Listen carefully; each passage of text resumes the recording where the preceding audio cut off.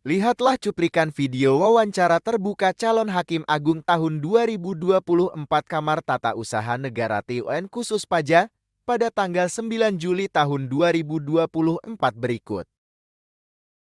Itu yang pertama. Yang kedua, saudara calon, ini menjadi penting adalah berkaitan dengan gugatan pajak. Kalau tadi berkaitan dengan banding kepabeanan, sekarang gugatan pajak, ya. Ada mazhab di pengadilan pajak, ya, berkaitan dengan pemeriksaan pajak bahwa seluruh prosedur pemeriksaan pajak itu boleh dilanggar, tidak membatalkan SKP atau STP, kecuali terhadap dua hal. Satu, penyampaian SPHP, dua, pembahasan akhir. Padahal di pasal 31 ayat 2 Undang-Undang KUP disebutkan bahwa pemeriksaan itu harus memenuhi 4 unsur. Satu, kalau tidak sesuai prosedur harus dilakukan pemeriksaan ulang. Dua, pemeriksaan dilakukan dengan jangka waktu. Yang ketiga, harus disampaikan SPHP. Yang keempat, harus dilakukan pembahasan akhir. Namun mazhab di pengadilan pajak yang dapat membatalkan SKP itu hanya dua. Yang membatalkan SKP hanya dua, yaitu tidak menyampaikan SPHP dan tidak melakukan pembahasan akhir. Mengenai jangka waktu pemeriksaan itu boleh dilanggar, boleh dilakukan kapan saja. Artinya apa? Pengujian boleh lewat 6 bulan.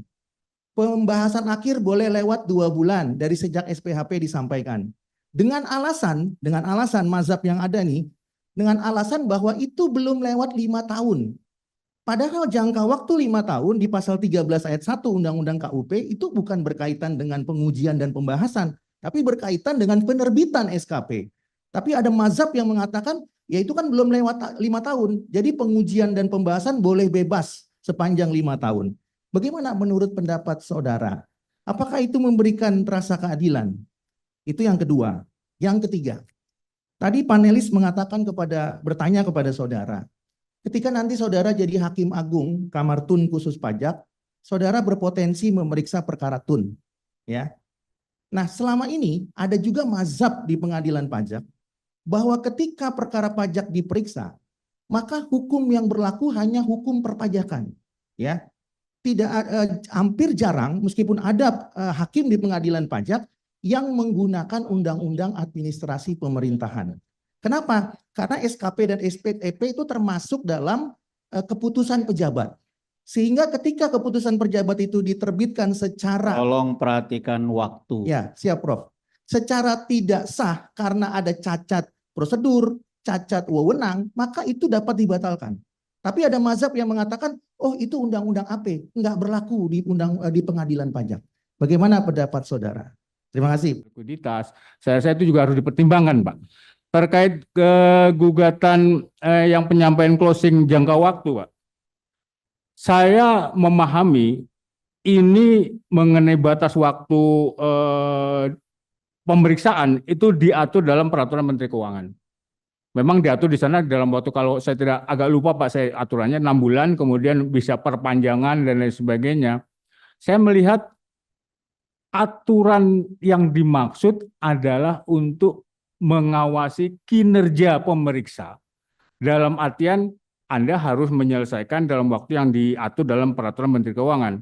Hakim, mungkin ini juga termasuk saya penanya, dalam konteks seperti itu saya akan melihat undang-undang yang mengatur seperti apa. PMK ini adalah aturan yang harusnya tidak boleh bertentangan. Mohon maaf, saya tidak menyatakan ini bertentangan, tapi saya menafsirkan PMK tadi mengatur pemeriksa dalam rangka mendisiplinkan diri karena pemeriksaannya banyak, diharapkan atau diwajibkan oleh Menteri Keuangan mungkin akan menyelesaikan pemeriksaan dalam waktu 6 bulan dan mungkin 8 bulan sudah selesai dan closingnya. Dan memang dalam pemeriksaan seperti ini saya juga melihat bahwa penyampaian pendapat akhir sama penyampaian SPHP dan lain sebagainya ini agak melewati sana, tapi saya melihat sepanjang itu untuk lebih bayar tidak melebihi 12 bulan, untuk kurang bayar dan nihil tidak melewati 5 tahun, saya rasa itu fine, karena di sini saya berpandangan juga keadilan harus saya berikan kepada para pihak. Wajib pajak, importir saya berikan keadilan,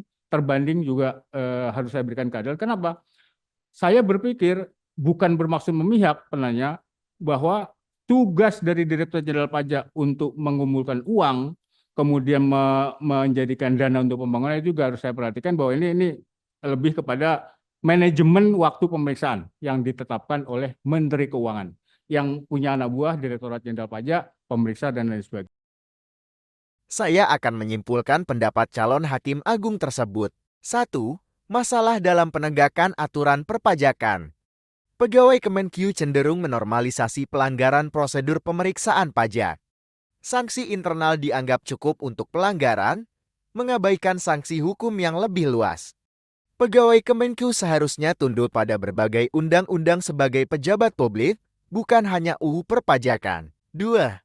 Sikap calon hakim agung Mahkamah Agung Tata Usaha Negara Khusus Pajak. Mereka seolah membenarkan pelanggaran aturan perpajakan oleh pegawai Kemenkyu. Sikap ini bertentangan dengan pasal 23 AUUD tahun 1945 tentang pengaturan pajak.